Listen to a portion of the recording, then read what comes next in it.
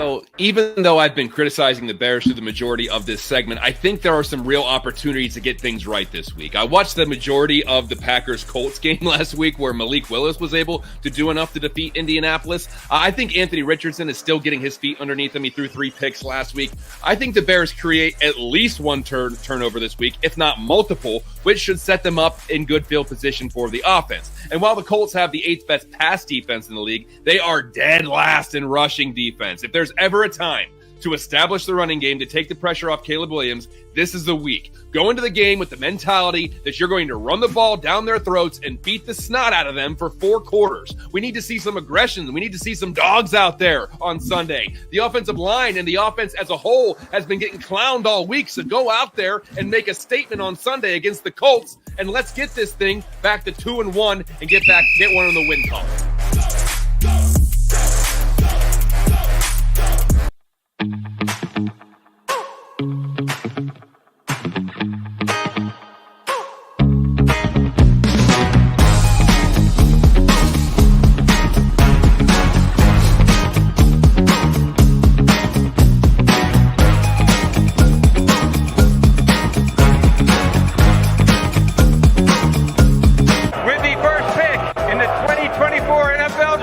Chicago Bears select Caleb Williams, quarterback, Southern California.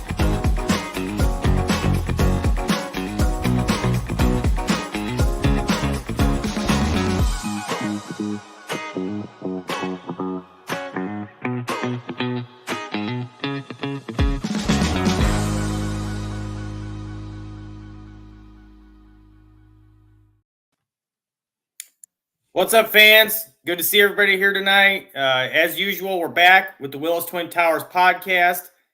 Offensive line does not look good, guys. That's my main concern right off the bat. We'll get to it a little bit. Today's episode, we're going to preview last week's loss, and then we're going to get into the game this week against the Colts. Before I introduce my co-host over here to my left, just want to remind you guys, as always, to please like the video. Subscribe to the channel. We are at Barroom Network here on YouTube or wherever you get your podcast from, whether it be Apple or Spotify or wherever. You can follow us all at on X or Twitter at Barroom Network. You can also follow me at _Jeff Willis, or you can follow Tim over here to my left at Tim Willis 24. Why don't you introduce yourself, Tim, and get us going here? Yeah, fellas, and ladies, I got to tell you, it is a I'm going to have probably a few little tirades. Maybe not tirades, but I'm definitely going to go on some tangents after this last weekend's game. There's a lot to get into tonight. Let's just say that. But like Jeff said, guys, Tim Willis here. It's been a really busy week for me again. I keep saying that. I feel like every week, but my life's crazy, absolutely crazy. But, I got 4 kids and a lot of stuff going on, plus stuff for me, work and wrestling and baseball. It takes up all my time. So, busy week, but I'm ready to rock and roll with you guys tonight. Ready to rock and roll with you, Jeff. Get some good conversation here with the chat room, and let's start talking some Bears football. But, Jeff, before we get going with the Bears talk right now with the team and the game last weekend, there's been a little bit of a stadium update. I didn't know if you heard about much of this, Jeff, but basically Friends in the Park made a statement more or less saying that they're not having the Bears build a stadium. So at least in Chicago, where it's currently at now, they're not interested in having Soldier Field torn down and a new stadium built. So I got to ask you, Jeff, with that being said, do you think we can finally close the book on them building on the museum campus?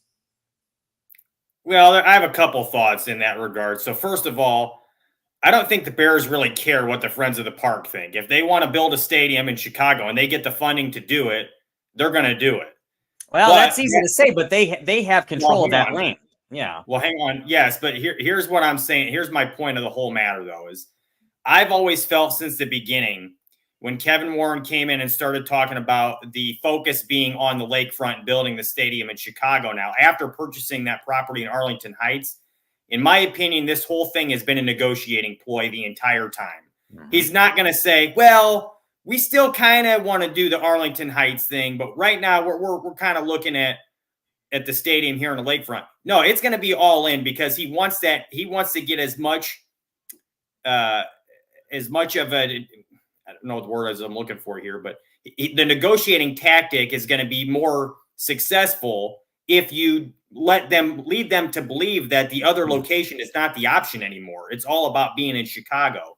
So the reason I say negotiating ploy is because, as many of you already know, the tax threshold that Arlington Heights was asking the Bears to meet was just astronomical. And thank you, Cliff. The word I was looking for was leverage. Gives them more leverage. So the Bears, in my opinion, have always wanted to be in Arlington Heights from the beginning. They bought that land, spent $300+ million on it, and they want to build on it. They want to make it their own. They want to own the property and the stadium and everything surrounding it. So to me, the whole goal on all this was to be in Arlington Heights in the first place.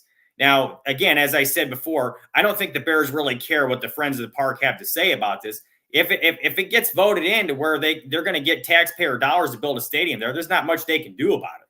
But again, I don't think that's the main goal in the first place. I think the goal is to end up in Arlington Heights, and I still think that's where they're going to end up going.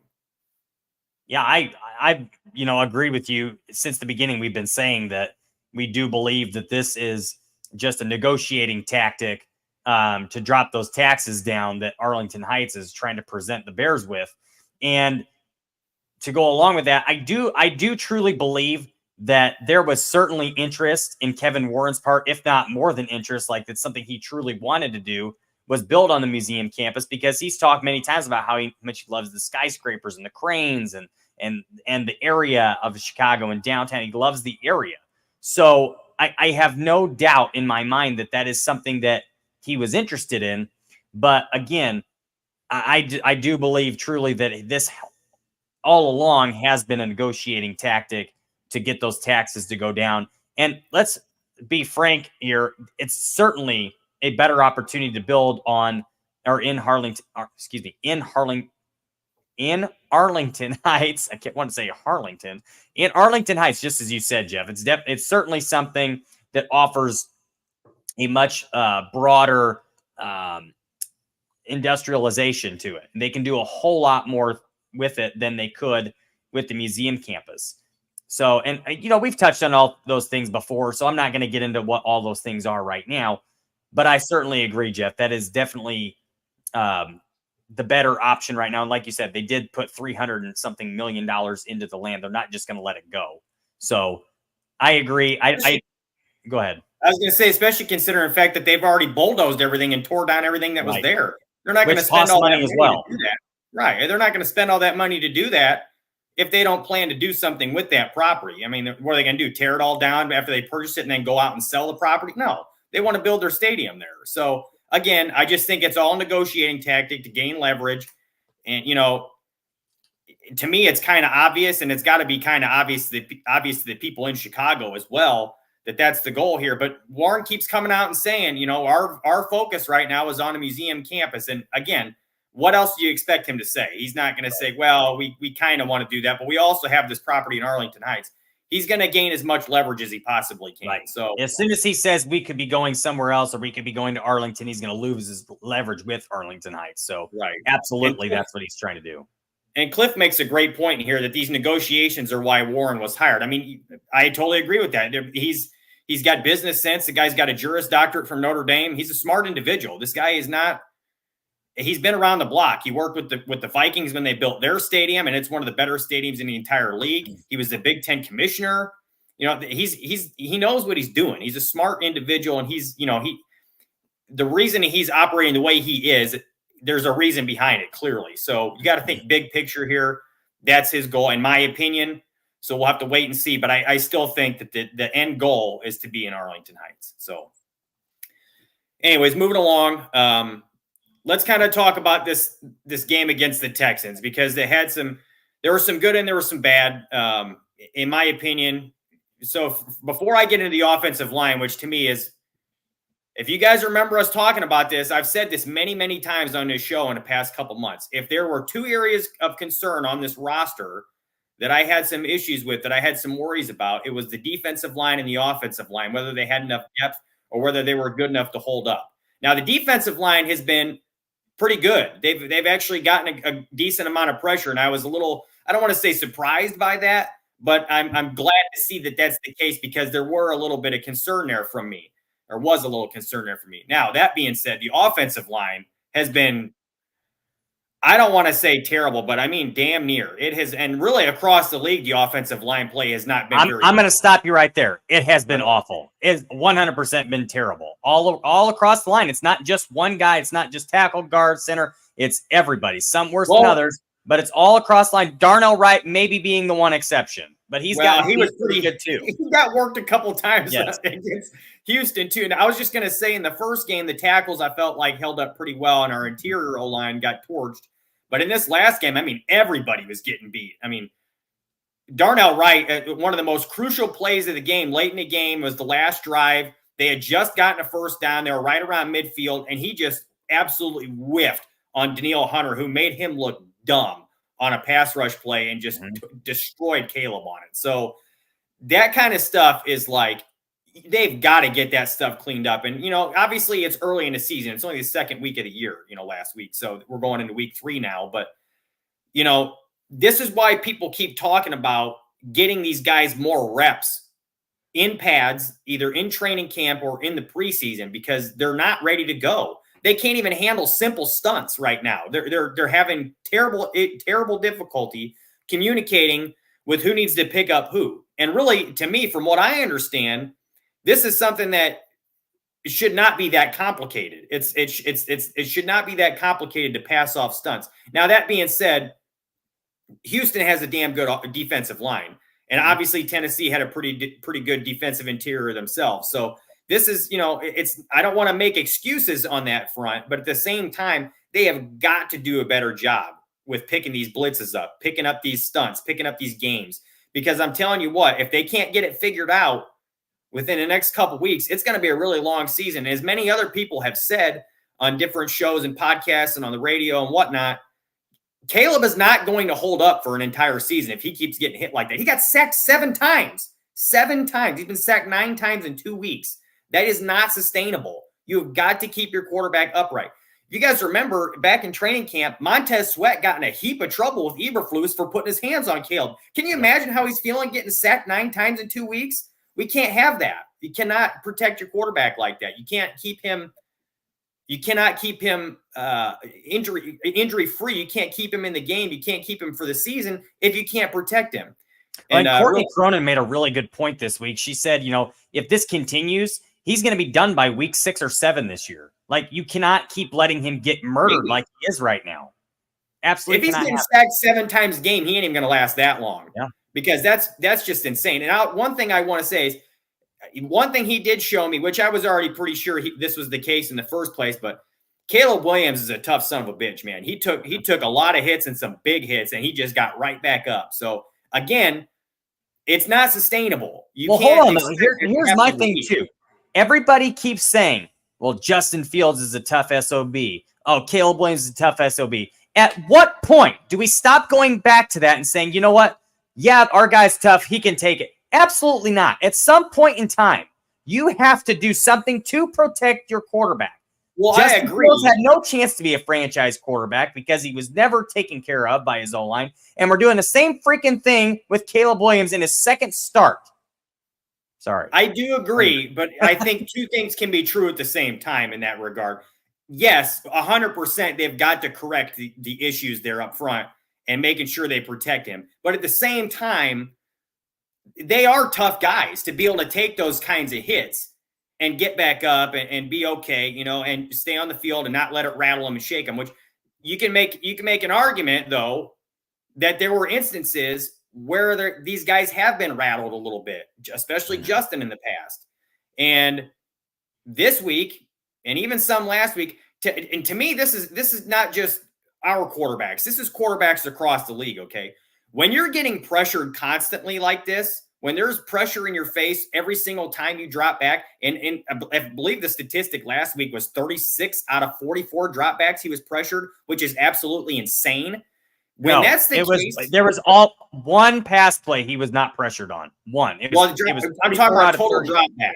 I'm sorry. Because some of those resulted in sacks. I follow you. Go ahead. Again, when you're pressured that often, it's gonna, I don't want to say rattle you, but as you get into the game, to me, that's some of the reason why you miss some of the throws that you probably normally would not miss, because you're constantly thinking about it. You're rushing it. You're getting in your own head a little bit. And I don't think it's just Bears quarterbacks. This happens, like I said, I think this happens across the league when guys deal with a lot of pressure. You know, it's hard to get into a rhythm and get into a groove when you constantly got somebody in your lap all day long. And I said that last week. So again, we've got to get it figured out. We got to figure out how to pick up stunts. We got to figure out how to communicate better and just really hold up in one-on-ones, because everybody across the board is getting beat one-on-one too. That's a problem. You can't be having that. So look, I mean, I agree. To me, that's the biggest issue right now is the offensive line play. And obviously we have to get a running game going, but again, that starts up front. It all starts up front. And for those of you who have been paying attention to what's going on with the injuries and whatnot, it's not looking good for Nate Davis this week. He's been questionable, or he's listed as questionable. He hasn't practiced much this week. He's been limited participant. So at this point, it's looking like Matt Pryor is going to fill in at guard at least some of the game, if not the whole game. And Tevin Jenkins is healthy, so he is going to play. But, here we go again, though. This did not work out 2 weeks ago with this rotation. So here's my thing. Yeah. I'll come back to you in a second, Jeff, but here's my thing with it. Eberflus said earlier this week that there would not be an offensive line change. And I actually have to give to him, I agree with that. I think you do have to let those guys build some chemistry and start learning how to play together. I think that's the right move. I don't think a sudden change at this point or in this juncture of time is a good idea. However, if he's going to be out or if he's hurt and he's not going to be 100%, get him out and play somebody else. Quit this rotating guard thing. You're not helping your quarterback. You're not helping your center. You're not helping your right tackle. You are hurting your offensive line. So here's my thing. If he's not healthy, do not play him. For one, he's been awful. He's been atrocious. And he's really, in all fairness, not been very good in his time with the Bears. I think, this may be one of those bad moves that Poles has made. We still have a lot of season left, but right now, not looking so good. But my thing is, I'm done with this stuff. I'm done with this rotation. Play the guy that's healthy and the guy that gives you the best chance to win. This rotating thing is hurting your rookie quarterback, and it's hurting the offensive line and the chemistry, like I just talked about. He wants to talk about how he wants to build chemistry with these guys on the line, which I agree with. But you're not going to build chemistry rotating a position in and out. It makes no sense. I don't understand whose idea this is, but it needs to go. Sorry, Jeff, for cutting you off, but I'm done with this game. We got to stop with the charades and get to a freaking thing that works. It's ridiculous. Yeah, I see some of you guys commenting on this. There's one particular play that was making the rounds on social media. Speaking of Nate Davis, there was a play where when the ball is first snapped, he doesn't block anybody. He climbs to the second level, getting ready to block somebody, and he literally sneaks between two guys that he could be blocking, goes right between them and doesn't pick up either one of them. And the tackle is made like right away from that point on. So he literally blocked nobody during that play. And there was 4 different guys he could at least gotten a hand on. He's not a running back. His job is to get in front of one of these guys, not slither between them. So now I also have heard, speaking of that particular play, that now I don't know how true this is or not, but supposedly that play was designed to go to the outside. And when Swift cut back up inside, that's why Davis decided to climb to the second level and go to block somebody there. I don't know how true that is, but in any case, he didn't block anybody anyways, so it doesn't really matter. He didn't pick anybody up. Now, that's going to bring me to another point in a little bit here with the overall running game and where how we have some issues there. But again, and it's not just Davis either. And I do agree with you, Tim. He has not played nearly as well with the Bears as he did with Tennessee, and that's why they brought him in, because he did show some stuff in Tennessee, some power and some movement skills. some things that we haven't seen him doing here, really. I mean, he's been injured a lot, for one, and for two, his play is just not passionate on the field. You don't see him, at least to me anyways, it does not look like he's giving the kind of effort that he needs to be giving. And that's just my personal opinion. Now, that being said, again, it's all across the board. Everyone. Nobody is blocking the way they need to be blocking. Coleman Shelton had terrible issues in the first game, and he wasn't a ton better this past week. Tevin Jenkins got beat up in week 1. He was a little better this past week. But again, he's another guy. He's not the best pass protector in the world. He never has been. Really good run blocker, but he's got to improve in pass pro. Jeff, that's actually a really good segue to where I want to go next, if we can do that. So go ahead. This is another issue that I have right now. Okay. I think Ryan Poles has done an excellent job. We've said this multiple times before, but we may have ourselves a bigger issue than we realize right now. And that is, this offensive line was put together based on running the football. These guys are excellent run blockers, not necessarily the greatest in pass pro, with the exception of Darnell Wright, who is actually better in pass pro than he is run blocking. Inconsistent, though. Yes. And I disagree with that. He's still a better run blocker than he is a pass protector. Coming out, he was known for being a better pass protector than a run blocker. I don't think so. He was a great pass protection. I'm not going to take it away from him regardless. My point is, this offensive line was built to run the football. We are not running the football right now. And that's a conversation we're going to get into in here in just a minute. But if we're not going to be running the football, then we need to make a change with this offensive line. You need to have guys that are better in pass protection, because this is how you're going to get Caleb Williams killed. You need guys who are good in pass pro, not better in run blocking than they are in pass protection. That just has to be the case. You have to put a roster together based on what your offensive philosophy is, or based on your defensive philosophy.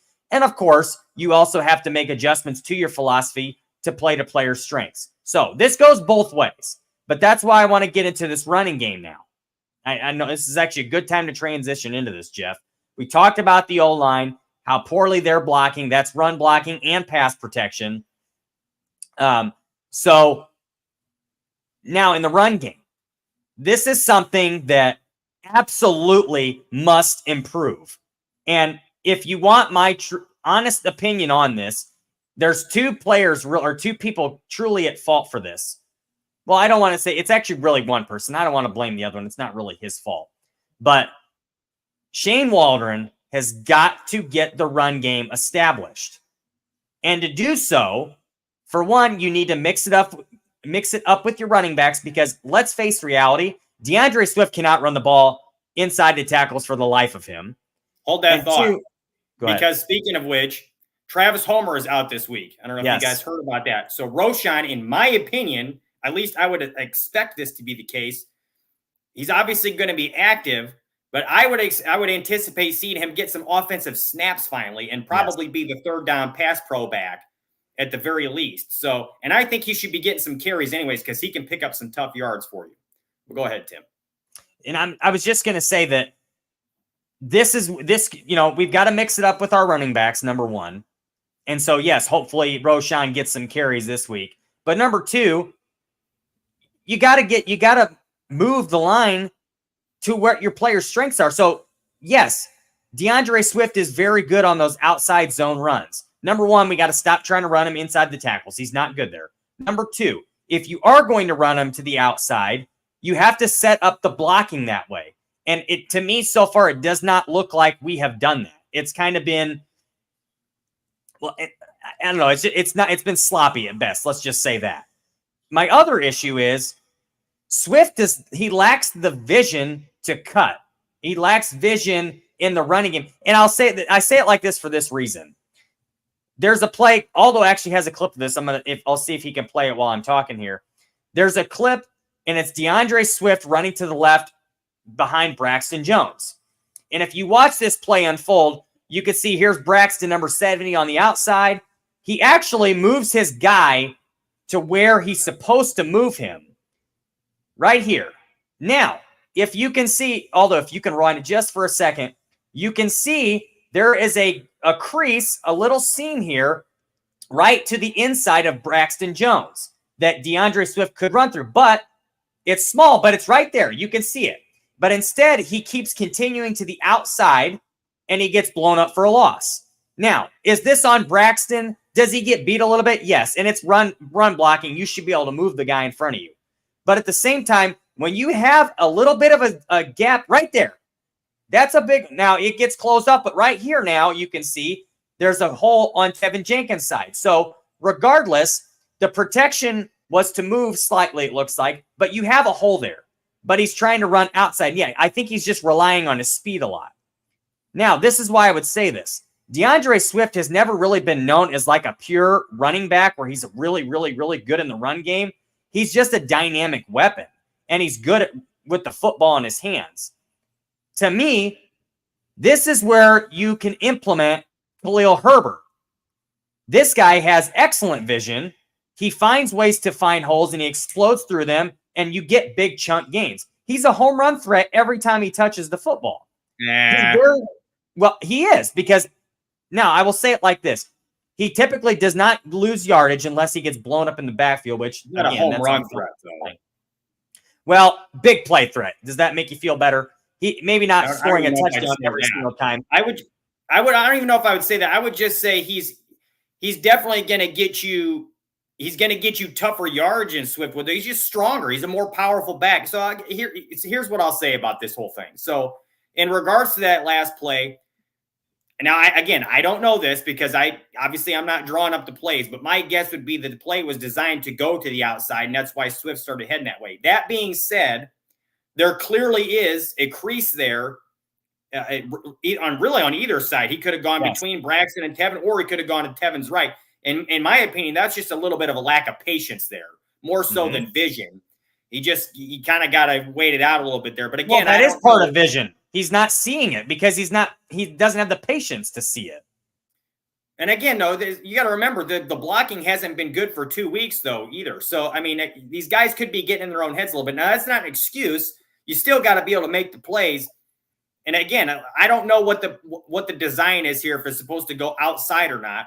But again, there is an opening there he could have hit. So just having a little bit more patience there would have been good. But again, they've got to get it going regardless of who's in there. And I will say, as far as Herbert is concerned, again, I don't think he's necessarily a home run threat. You guys have heard me say many times in the past that the reason they brought Swift in is because he's a more dynamic threat. He's got more speed, and Herbert had a tendency to get caught running down the field a lot of times.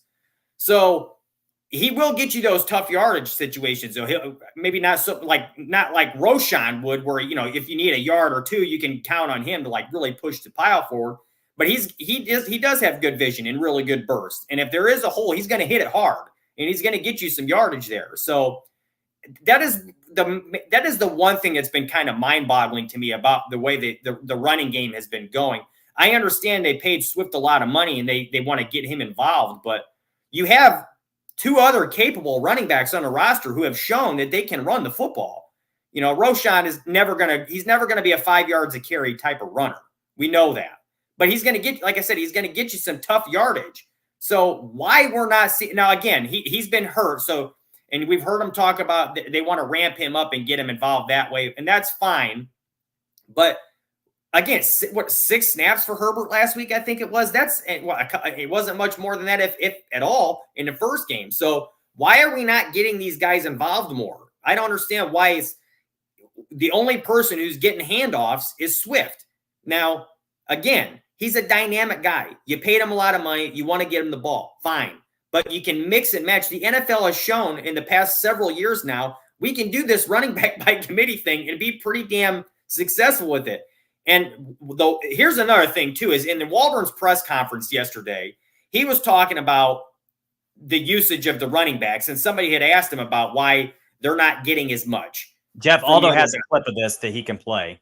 Go ahead and play it. Still getting up to speed. What was there the reason behind him being active but not getting any work last week? Yeah, I think a lot of it comes back to, the ramp up and getting going there, knowing he's a great player for HT on special teams there, gets a chance to play there. And then just the way the reps play out each game, will be dependent on, us getting enough snaps. If we're able to run the ball more, get some more runs called, more opportunities will present themselves for the different backs in the backfield there.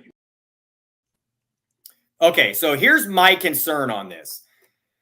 In essence, Waldron in that interview basically said, part of the reason we're not getting these guys involved more is because we're not getting as many snaps on offense. We're not having as much success to get enough snaps to give them their share of carries. Now, to me, that's a double-edged sword because you might have more success on offense and get more snaps on offense if you give these guys the ball a little bit more and maybe get the chains moving a little bit more in a run game. Maybe make your third downs a little bit more manageable by not getting taken out in the backfield every time you run it on first down. So that's my issue there. Let's get these guys the ball a little bit more on first and second down. Make your third downs a little bit more manageable because then when Swift is in, maybe you can run the ball. Maybe you can throw him the ball. You have an opportunity to do something there. And it's not a situation there when it's third and long. Now you have to have your pass pro back there because it's an obvious passing situation. That, to me, is and I don't want to say it's obvious, but I feel like that could definitely help them out if they would do that. If they would mix up their personnel a bit more, you probably would get more snaps that way from getting more success that way. I don't think it's a matter of, well, we got to have success with Swift first. We got to have success with what we're already doing in order to get these guys more snaps, because that's the way it sounded to me in the press conference, and I didn't really much care for that. So hopefully that's more coach speak than anything else, and they are going to get these guys a little bit more involved. But judging from what we've seen the first 2 weeks, I wouldn't necessarily count on it. Now, this is one thing I'm really going to go into a tirade about, okay? Before I do that, I will say I do truly believe this probably is a lot of coach speak to try to possibly gain an advantage in the game, because to me, I think it's been proven through the first 2 weeks that you have to get your other running backs involved more. Swift has done nothing thus far in the run game. I mean, absolutely nothing. And you can put a lot of that on the O-line, sure. But at the same time, it's on him too. And we just showed an example of that. And so here's where I'm going to get angry. And I had this conversation with you and Aldo earlier, Jeff. I listened to this segment, at least this clip or this part of the interview or the press conference, at least 10 times between last night and today. And every time I kept thinking, well, maybe I was missing something here. Maybe I'm missing something. Maybe I'm not understanding it right. Maybe there's no way he could truly mean this. But I got to tell you, I don't think so. I think what he said is what he meant it to say.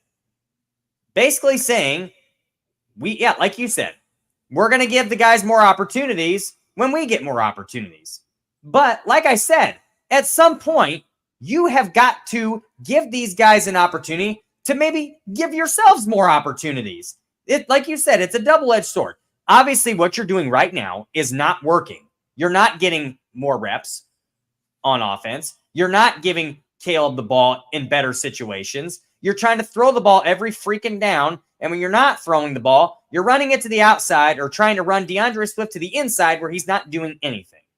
At some point, you have to change the pace and get guys moving. I mean, it's not rocket science. You got to do something different. And Khalil Herbert and Roschon Johnson have both shown that they are capable running backs in the NFL. DeAndre Swift is a great player. I'm not taking anything away from him. But to me, this looks more like trying to protect your $9 million running back and giving him reps because you're paying him $9 million. And to me, I'm sorry, I understand there's an investment there. But for one, if you keep using him like this, he's going to get hurt because DeAndre Swift has a history of injury, if you guys don't already know that. You've got to do something different. I mean, come on. It's insanity. We've got to do something different. So please, please, please, can we change this up? Do something different. Give the other running backs opportunities. And maybe, just maybe, you'll pick up some first downs and get Caleb some more favorable downs, down in distance. Now, I will say this much. Has the passing game been fantastic? No. But when you are talking about a team like this with a rookie quarterback, you have got to put them in more favorable positions to have success. He's young. He's this offense, as are half the team, or half the offense is new to the offense. You have got to do something to get him to develop. And to me, so far, just having him go out there and chuck the ball 54 times a game is not how you do that. It's not. You have got to run the football. How many players have we now heard say the same thing, including Cole Kmet just the other day? What is the foundation of this offense? It's running the football. We have to run the football to give our guys a chance, to give our offense a chance. So at some point, you have to run the ball effectively. Excuse me. So I've had about enough of this. I'm getting onto myself right now because I've taken this too far over the last 2 days, and I've worn myself out. But please, we've got to do something different. Okay, so real quick, because we got to get into this Indianapolis talk too. So yes, real quick, I just want to make a couple more points about that Houston game before I move on. So first of all, Cliff made a point earlier that the whole offense, it has some issues that they need to get figured out. And I totally agree with that. It's not just all on the offensive line, though. To me, that is the biggest problem right now is the offensive line play, both in run blocking and pass pro. Running game is obviously an issue. They haven't run the ball very well, no matter really who's back there. I mean, even in the limited opportunities, I mean, Herbert has scored a touchdown, but it's not like he's breaking away and having some 20-yard carries with the ones he does get. So on top of that, the wide receiver play has not been phenomenal. DJ Moore's been pretty constant, but again, he's not getting the football a ton either because they haven't been able to protect. Rome Odunze looks like a rookie, in my opinion. He's had some moments where he had a drop touchdown in the last game. He's had some miscommunication issues with his routes with Caleb a couple times. I will say this, though. He's doing an excellent job of getting open. He has gotten open a lot. For the most part. He has some pretty good route running thus far, but absolutely has got a lot to work on still. Yeah, he definitely still looks like a rookie. And really Caleb does too. And that's, again, there's a commenter in here who he's been a little bit inappropriate with the way he's been wording it, but he's basically saying that Caleb has been an issue too. And I don't disagree with that. Caleb has, he's had his moments too. I will say this. He looked a lot better this week than he did last week, especially in that first drive. He was 5 for 5. They were moving the ball well. He's quick and decisive with his reads. Again, no, he's not being protected at all. Mm-hmm. And if you're not being protected at all, it's going to, number one, it's going to shake you. And number two, you're not going to have enough time to throw the ball and get rid of it. His time to throw was like the 8th best in the league this past week. It was like under 2.6 seconds or something.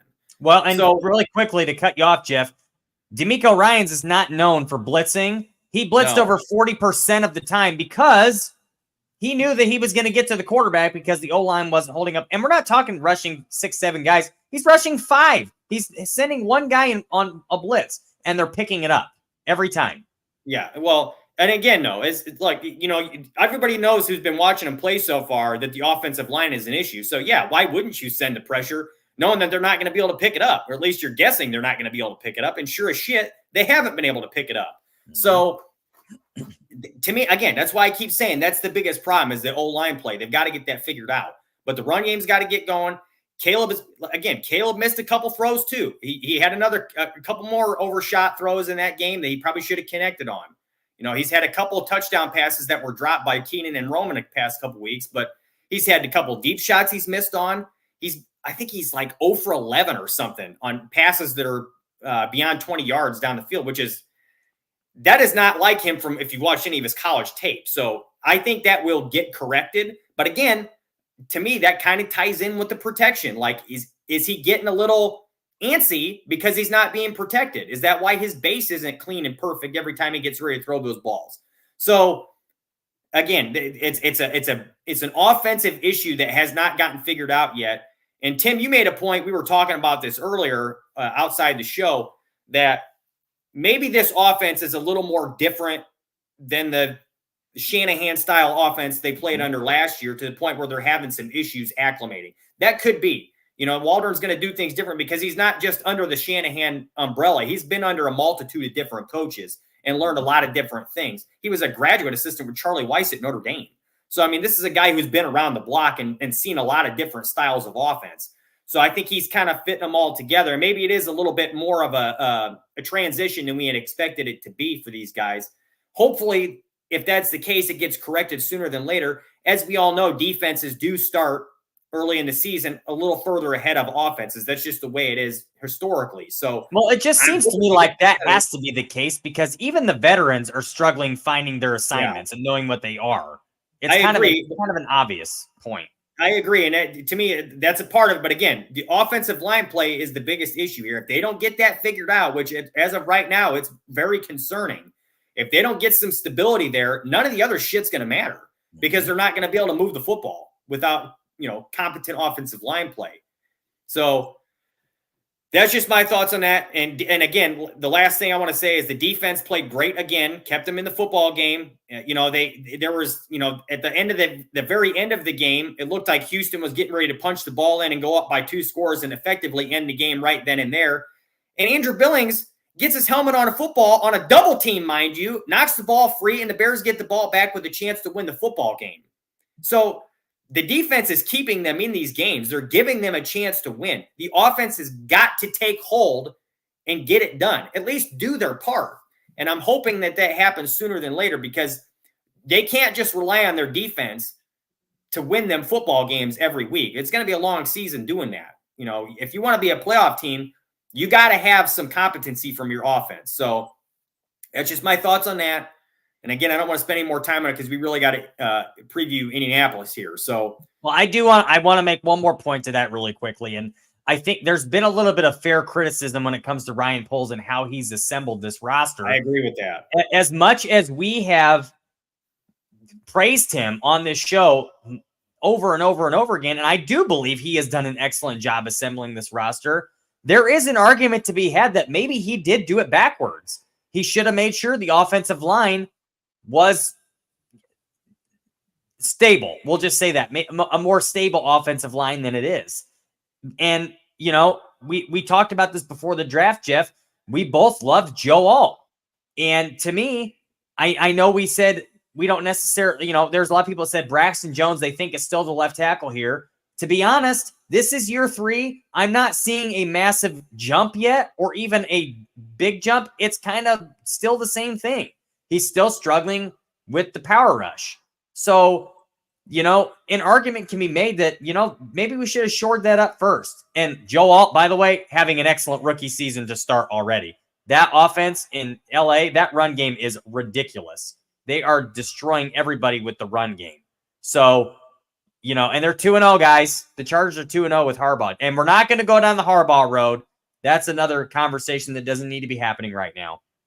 But absolutely, I think you could make an argument that maybe we should have focused on this offensive line before we focused on the weapons at wide receiver and tight end and all those things. Well, I'll just make it real quick what I had to say here because, like I said, we got to move on. But in regards to that, I do tend to agree. Typically, you should be building this out, inside out, in the trenches first. So a lot of other teams are doing. The Lions have 3 first-round picks on their offensive line, and look how good they are. The Bears, I understand that they have faith in Braxton, but this guy's a 5th-round pick. He's steadily increased year after year. But do we see him getting to the point where he is going to be a great player, or has he kind of met his ceiling at this point in time? That kind of remains to be seen, but I think he's a little closer to meeting his ceiling than not, if that makes sense. So, well, and here's really quickly, just to piggyback that. Now, is that on Braxton Jones, or is it on the offensive line coach not developing the talent on the field? He's a 5th-round pick. I mean, he's a 5th-round pick. I mean, if he's got the traits, but it's like, again, you can't just anticipate that this guy is going to be a great player. You can't bet on the fact that you're going to develop him into a great player. He's a 5th-round pick for a reason. I know, but isn't that the point of drafting him, is that you believe that you can develop him? Of course, but how? I mean, and I know they always say that they don't set ceilings on players, but realistically, you're going to have an idea of what that player's ceiling can be. And if, I'm not sure that you really walked into that situation saying, yeah, we can turn this guy into a perennial all-pro. Maybe, because he does have the traits. But you've seen after 2 years now that I don't think there's enough progress in his play to say that that's going to happen. Now, again, we both loved Alt. I loved J.C. Latham also in the draft, but both of those guys went before the Bears took Rome. But I do think it's interesting that Ryan Poles was willing to move up to get Rome when those two offensive tackles were sitting there that went before him too. So you could certainly make an argument that maybe you should have addressed that too. Well, and this is where I disagree with you about Braxton Jones' ceiling. Ryan Poles clearly felt good enough about Braxton Jones and that he believes he can be that guy, or he would have moved up for Alt or Latham or whoever. I don't know that that's true, but I'm just saying that, they obviously did have belief in him, but apparently it was enough for them, but to play devil's advocate, my whole point is your resources that you've thrown into the offensive line. You signed one guy in Nate Davis to a big contract, and it wasn't even a huge contract. It was a $30 million deal over 3 years, and you made one first-round pick investment on Darnell Wright. The rest of it is all cheap free agent signings or low draft picks. So this is something that is, Tevin Jenkins was the prior regime too, but he was drafted to be a tackle. So again, it's like these guys, they have not done a good enough job addressing that at all. And it's showing up right now. And I understand the process of just, not getting everything done in a year, because you're not going to be able to do that. But they should have done a better job addressing this offensive line. This is year 3 now, and we're talking about 2 former offensive linemen are your GM and assistant GM. Yeah. At some point, where do you look at it? And here's my thing too. Excuse me. I have not seen enough development on the offensive line now. I know, and Greg talked about this on his show, that Chris Morgan is one of the most highly respected offensive line coaches in the NFL. But at some point, if your offensive line is not developing, and he's also the run game coordinator, and your run game so far has been completely abysmal, at what point do you say, okay, maybe we need to go in another direction because he's not getting the job done?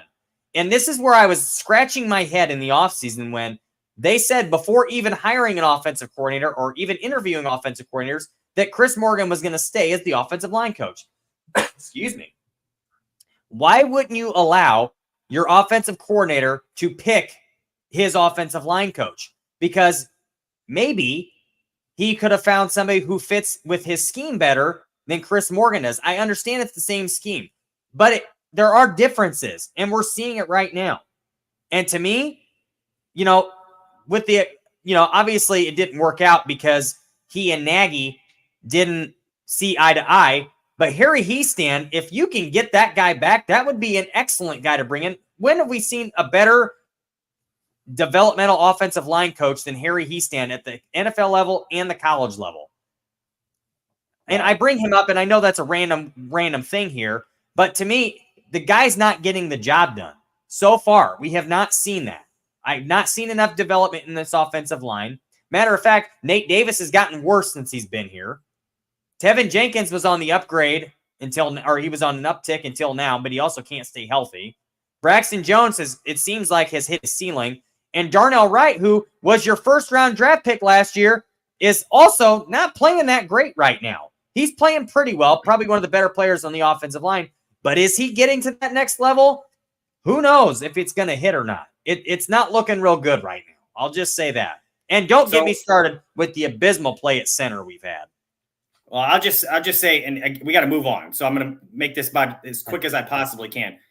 Obviously, Waldron was on board with Morgan from the beginning, because if he wasn't, they wouldn't have promoted him to run game coordinator. And that's obviously part of the issue too, is if Morgan has coordinated the run game and it's been as bad as it is, they got to make some changes there. He needs to make some changes there too. So let's move on. And this is a good segue here, because Don Burr, our resident Lions fan, mentions that Indy has the worst run defense in football. And so far they have. They have not done a very good job defending the run. They've had 2 games in a row where they gave up huge yardage. First one was to Joe Mixon in week 1. And then last week, I'm already drawing a blank who they played last week. But they've given up like almost 400 yards in rushing yards. So that's not good. And here is the defense and special teams graphic that Aldo's got on the screen for us here. So their normal 3 technique is out for, I believe they put him on IR. Many of us are familiar with him, DeForest Buckner. And as a matter of fact, when Eberflus was in Indy, he was instrumental in getting Buckner there, because he's like his prototype style 3 tech, big, long, tall, just a big body, good stout run defender, good pass rusher. And really, he's kind of the ideal 3 technique for Eberflus's defense. He's out this week, and I believe he's on IR, like I said, so he'll be out for 4 weeks. And Foster says that that's their best player. And I have a tendency to agree with you there. He probably is their best player, at least at this point in time. So that's big for the Bears. There's a guy on this defense that I do want to mention real quick who is a very good player, and that's Zaire Franklin. Big hitter. Big hitter. So they got to watch out. Linebackers are good, period. And Kenny Moore, the nickel, is another really good player. So they got to watch Grover out. Stewart is a very, very good player as well. That's very underrated. And I'm telling you, he's going to cause problems too. Yes. So again, their run defense hasn't been great, but their defensive line isn't terrible. They're not very good either, especially with DeForest Buckner being out. But at the same time, this is an opportunity, as many people have said in the past, to establish the run game finally. The Bears have got to get the running game going. And if they're going to do it, this is the chance to do it. If they can't run the football on the Colts, we got a problem here. We got a real problem, which we already kind of do at this point. But if they can't run the ball against the Colts, we're in for a long season, guys, a very long season. So, well, and here's the thing. The Colts have been beat up in the running game. So as much as this is a get-right game for us, it could also be a get-right game for their defense to stop the run. So this is not going to be some joyride. Like, they're going to have to step up big time. Yeah, guys, there's a comment in here, too, about questions. Please feel free to leave any questions you guys have for us. We'll try to get to them at the end of the show, especially if you got some questions about this matchup against the Colts. So feel free to throw those in there. We'll get them started, and we'll get them answered to the best of our ability. But yeah, like Tim said, we do have to get it going. We got to figure out a way to run the football against this team, especially if we want to have success on offense in the passing game, because they're going to work off of each other. You can't have a good play action passing game if you can't run the ball effectively. That's the whole way it works, because this defense is going to stress the run there, and that's going to open up your passing game when you're running play action. So again, you can't have success doing that if you can't run the football successfully. So to me, that's going to be a big key to this game is, can the Bears run the football? I have a feeling they'll be able to stop the run. If you guys watch Brian Baldinger at all, when he does his own videos on X, and he also is on CHGO about once a week, he was talking about how the Bears are so good in run defense because they're very, very good with their run fits. Mm-hmm. Everybody knows what their assignment is. Everybody knows what gap they're supposed to have, and they fill them very well. And they stopped the run because of that. And there were some questions about, because of the fact that Jonathan Taylor is such a good running back, and because Anthony Richardson is such a weapon in the run game as well, are they going to have as much success stopping the run with these two guys? And Baldinger seems to think if they play like they have, they will, because it's just a matter of fitting. It's a matter of your run fits in order to stop the run. And if they're going to be disciplined and technically savvy in those areas against the Colts, they should be okay. So, in my opinion, this is a good opportunity for the defense, too, because Richardson is not a very developed or polished passer yet. He has made some big plays, throwing a blanket, like a 69-yard throw in the first week, which is insane. But, if we can keep the defense from getting beat down the field, which is a pretty good chance of that because we have a very good secondary in that regard. If we can keep that from happening, we can stop the run. This is a good opportunity for the Bears to get some turnovers in this game too against this offense that the Colts have, especially if you're forcing Richardson into some decisions throwing the football. So I just want to see, what I want to see here is the defense stay consistent, continue to stop the run, stay consistent with the pass rush, stay consistent with the secondary. I'd like to see a little bit more pass rush, even though it has been pretty good. Can't really complain about it too much. But again, this game is an opportunity for the Bears offense to get the run game going, get into a rhythm, and start to establish an identity for down the season as we continue on each week and show improvement. They've got to show improvement. I do think they looked a little bit better than they did in the first week, especially the way Caleb played. But that being said, they've got to do more. They've got to be more consistent, and they've obviously got to be better than they have been. So that's the main focus for me. Run the football effectively, be better in pass protection, be better with run blocking, and get something going offensively. You've got to get into some kind of rhythm. And defensively, again, same thing. You got to contain Jonathan Taylor. You got to contain Anthony Richardson in the run game, and you got to force him into some mistakes throwing the football because you're getting him into some third and long situations. If they do a good enough job on first and second down, which they have to this point, they're going to open up some opportunities for themselves defensively for those takeaways, which they love to do. So that's kind of what I think we're looking at here. I think the Bears have a very, very good chance to win this football game, providing they get a little something going on offense. But to me, and I can't remember who said this, who I was watching that said this, if you think about the four phases of this football game between the two teams, you've got the Colts offense and the Colts defense, the Bears offense and the Bears defense. The Bears defense is by far the best of those four units, and it's not even close. So if they can continue to establish their dominance, that to me is a key point to this. And Cliff says that I'm basically quoting Doug Buffone's rules for winning. I honestly have not seen him talk about it. So that's interesting you say that. We obviously great minds are thinking alike here, but yeah. And again, I can't remember who it was that said that about the Bears having the best of those four units. The Bears defense is the best of those four by far, but I totally agree with that sentiment because they're very, very good. They're very, very, very good. And if they can continue on with this path that they've gone down, they are going to continue to give their team a chance. But again, the offense has got to be more consistent and they've got to have some success. So that's what I'm looking forward to. The run game is going to be the biggest key for me in this game. Can we run the football? If we can run the football, everything else will work out better. And I agree. I think this is actually a really good matchup for the defense because Richardson has already shown this year especially that he's going to take some chances. And right here he shows, Aldo has it on screen, he's got 3 touchdowns and 4 interceptions. So he's going to take some chances. And this is where the Bears corners can really set him up and really, hopefully, and should get some turnovers here. You know, he's going to throw, I think he's going to throw some picks in this game. I would not be surprised one bit. I think if we can get some pressure on him early and contain him so he can't run and he tries to force some throws that he thinks are there, we're going to bait him into some interceptions here. And I honestly like our corners against every one of their receivers. I think that we match up very well there. I like that a lot. I think it's going to be good. I really do, at least for the defense. And as long as, like we've talked about all night long, if we can get the run game going on offense, we should win this game. Really, we should. There's no reason we shouldn't win. Absolutely, we should.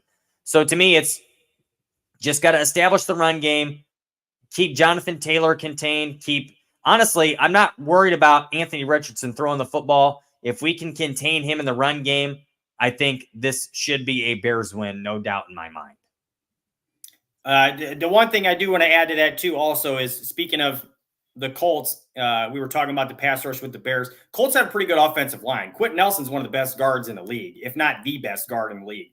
So to me, that's going to be an interesting matchup to see how Gervon Dexter fares in this matchup, because he's had a pretty good start to the year. He's got 2 sacks so far. He's played pretty damn well to this point. So I'm interested to see those matchups and if we can continue to get pressure against this front that Indianapolis has, because they are pretty good. I feel like we'll see more pressure off the edges than we will in the interior, because their interior is pretty good.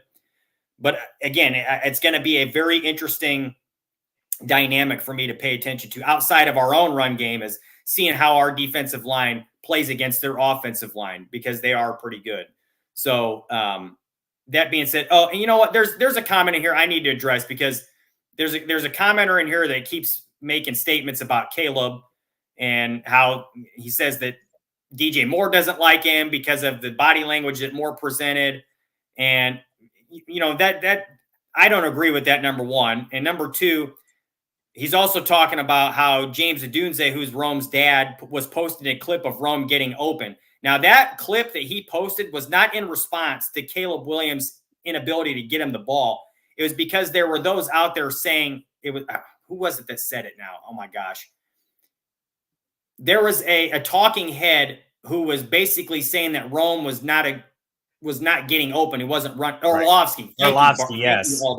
Dan Orlovsky was talking about Rome and his inability to get open and create separation. And he was showing that clip to say, my son is getting just fine separation. He's a good route runner. And then he even went on to say after that, he posted saying, this has nothing to do with the Bears offense or the other players on the team. It's simply me sticking up for my son because Dan Orlovsky said he's not very good in essence. Well, and Caleb came on, or I'm sorry, Caleb. DJ came on 670 Score this week and said, everybody's talking about that thing, that little comment he made to Tyson Bagent. And he came on record and said, no, I came off the field and just asked Tyson, hey, what did you see there?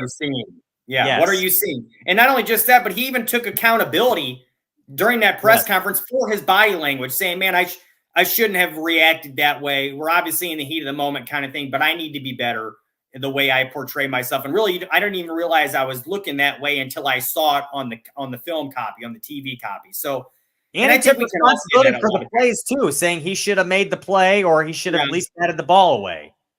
There was some misses by Caleb there too. There was a really good route that DJ ran on the sideline where he got open late in the game and Caleb just undershot him and missed him. And that's the one where he fell to the ground. He was holding his helmet like this. So I can understand the frustration there. And there were some misses, like I said, but again, it's an offensive, it's the whole offense is having issues here. It's not just Caleb and it's not just the receivers. The offensive line is the biggest issue there, but everybody has had some issues and has a hand in this, so to speak. So again, they've got to start getting it on track. They got to start getting it figured out sooner than later. And like I said before, defenses are always ahead of offenses early in the season. That's just historically the way it's worked out. But they've got to play better. And again, I got this one. He literally just said that you have to blame Caleb as well. The blame is on everybody. He's had some overthrow. You know who I blame? I blame people like this who are just negative about everything when it comes to the Bears, especially quarterbacks. The kid has played 2 freaking games, people. Everybody's talking about how it's a bust and blah. It's been 2 games. Let the kid develop. After 2 seasons, if we're not seeing anything out of him, then that's totally different. That's another story. But it's 2 games. Let him develop. So we're kind of out of time here, guys. So we'll kind of get this finished off here. I think there's a couple comments, concerns, questions that we need to get to here before we get out. So first one comes from Cliff.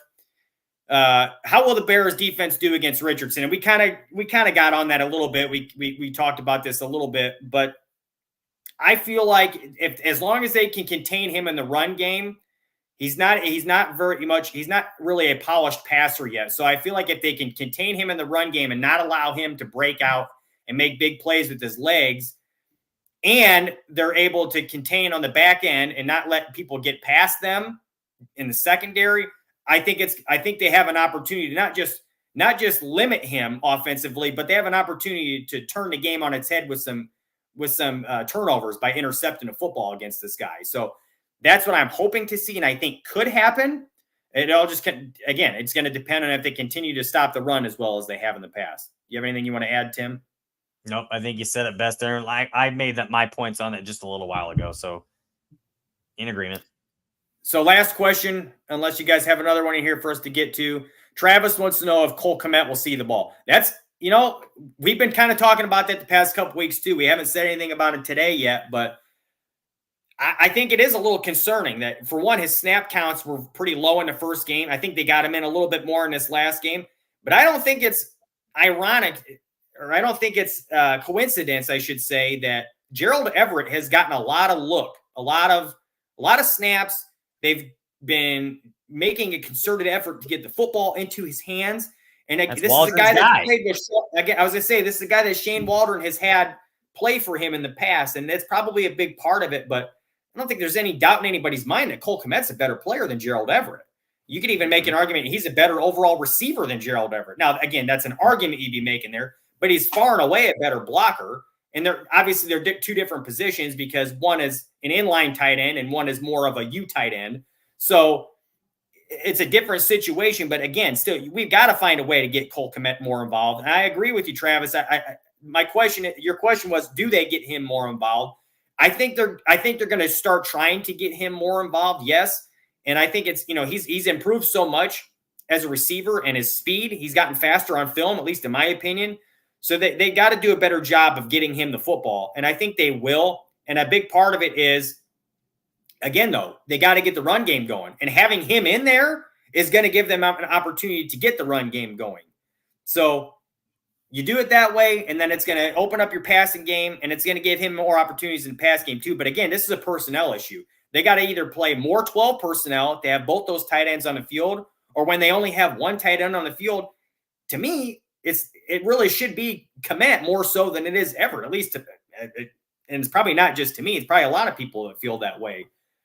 But I think in this particular situation they're in right now, especially with Keenan being out this week again, they've got to play more 12 personnel. They got to have more 12 personnel on the field, get both your tight ends out there, both for the run game and the pass game. It's going to help both out. And really, Waldron has shown a propensity to like to run a lot of 12 personnel in his pass, especially in Seattle. So we'll see how it goes. And he's got better tight ends now than he had there, too. Well, yeah, he does. And really, I mean, it's just a matter of understanding. And he could just be learning still. He could just be still learning what's best as far as Kmet is concerned, how to use him the best way. But again, it's like you got to find a way to do it. The guy's a great player. He just got a big contract extension last year. He's one of the better tight ends in the league, if you ask me. So get him involved more, use him more. And even Waldron said a couple weeks ago, they know that Cole is one of the better tight ends in the league. So if you feel that way, then do something about it. Get him the ball some more. So hopefully that's the case. I think he's definitely going to get more. I think they're going to get more reps for him. I think they can see that he needs to get the ball in his hands. He needs to be on the field more. They're a better running team. They're better in the screen game when Cole Kmet's on the field. They're just a better team in general. When Cole Kmet's on the field, I think they know that. I think that change is going to happen. Like I said, I think a lot of this a lot of this press conference yesterday was smoke and mirrors to try to help game plan and to maybe confuse the opponents on what they're going to do. So just my opinion. Did we have another question come in? I think maybe, if not, there is one question in here from Foster that I'll answer real quick before we get out of here. He wants to know who's playing the most snaps at right guard. And if you ask me, let me answer this. It needs to be one person and one person only. I don't care who it is at this point. If Nate Davis is healthy, let it be Nate Davis. If he's not healthy, let it be Matt Pryor or whoever you're putting there. But to me, whoever it is needs to have 100% of the snaps, period. I don't think that's going to happen. And here's the thing is, well, I shouldn't say I don't think that's going to happen. What I will say is if Nate Davis is good enough to actually play in the game, he will not see every snap. He'll rotate with Pryor. But in my opinion, I don't think that he's going to play. I think he's questionable right now. And I don't think that even if he is healthy enough to play, and if I'm the Bears coaching staff, do I want him to play? Or do I want him to heal and see what we have with Pryor? That's what I would do. So in my opinion, I think Pryor is definitely going to get more reps on the field, especially considering the fact that Davis is hurt, even if he does play. But if he doesn't play, it's obvious Pryor is going to play the whole game. So, but again, if Davis is healthy, I still think Pryor is going to get more snaps because, for one, Davis is hurting a little bit. And for two, you got to at least see what you got. You got to see if it's going to make a difference for you by changing. Even Eberflus said today in the press conference, they like the way that Pryor has improved. He's improved a lot for them. So I want to see him play and see how he holds up. So I would say he gets more reps in that case, and we'll see what happens. So anyways, great show tonight, guys. We appreciate you as always being in the chats and in the comment section, leaving us, different questions and different things to talk about. It definitely drives the conversation as we've talked about in the past. So we really appreciate that. Before we get out of here, as always, Aldo has a graphic on the screen here to please press like on the video, give us a thumbs up, leave a comment and share it. And if you don't mind, guys, subscribe to the channel so you can get you'll see all of our shows every Friday, and you also get access to plenty of other shows on this channel, which are some very good ones, including Gabriel Talks Football. He's our resident scout who spent 30 plus years in the NFL. He was personnel director with your Bears. And again, there's several other shows on there to watch as well, including Bare Their Souls, which is on usually Tuesday nights, I believe. So check us out every Friday, guys. Subscribe to the channel. Give us all a follow at Barroom Network. You can find me at Jeff. What? Right quick, Jeff. Sorry, I didn't want to catch up, but right quick, I apologize to everybody. I've seen a few comments about me being fired up tonight. I apologize. there was a lot to go through this week, and thank you guys for being patient with me and understanding where my frustration comes from. Wanted to throw that out really quickly, Jeff. And as I said back in March, as Aldo's putting on the screen here, nobody knows shit. And they don't. Nobody knows shit. We don't know Even what's going to happen. We hope, but we don't know. So anyways, guys, I think the Bears get the win this week.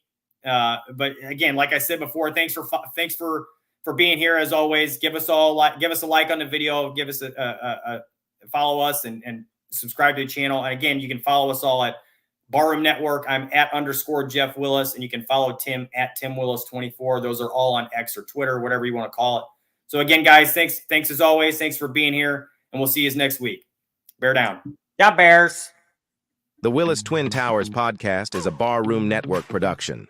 Jeff and Tim Willis are the co-hosts and co-producers. Aldo Gandia is executive producer. Music is licensed from Pond 5. Any copyrighted material used was done under the Fair Use Doctrine for commentary, criticism, and informative purposes. All of our programming is available in audio-only format by subscribing to the Barroom Network wherever you download podcasts. Videos are archived on YouTube.